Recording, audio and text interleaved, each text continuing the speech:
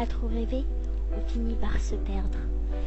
Cette jeune fille qui laisse paraître une joie à travers son sourire, une joie réelle ou artificielle, seule elle le savait vraiment. Elle avait simplement envie d'entendre parler son cœur. Elle avait simplement envie d'entendre son moi intérieur lui crier que oui, elle est heureuse. Elle souhaite que tout soit désormais possible, bien au-delà de tout ce qui semble ne jamais l'avoir été. Elle voulait se retrouver la paix intérieure, vivre heureuse, se surpasser, pour donner du plaisir aux autres, le plaisir de vivre, de sourire. Elle voulait redonner espoir aux autres et montrer aux gens que si l'on voulait vraiment, on pouvait être heureux, même si au fond d'elle, elle ne l'était peut-être pas. Elle voulait juste y croire, une seconde et dernière fois. Cette fille-là, c'est moi.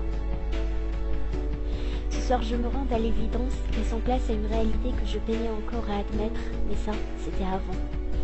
À travers mes larmes se cache certainement une douleur que plus jamais je n'exposerai au grand jour, car le monde est plein de vautours.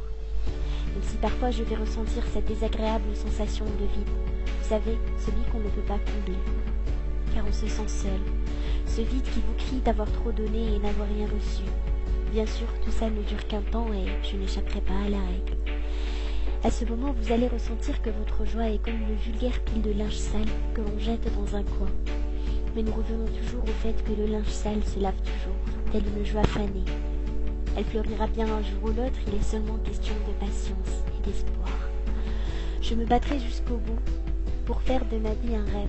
Je me cacherai derrière mes faux sourires et, les soirs de doute, je penserai à ces moments de joie qui un jour ont laissé paraître un sourire franc et sincère sur mon visage.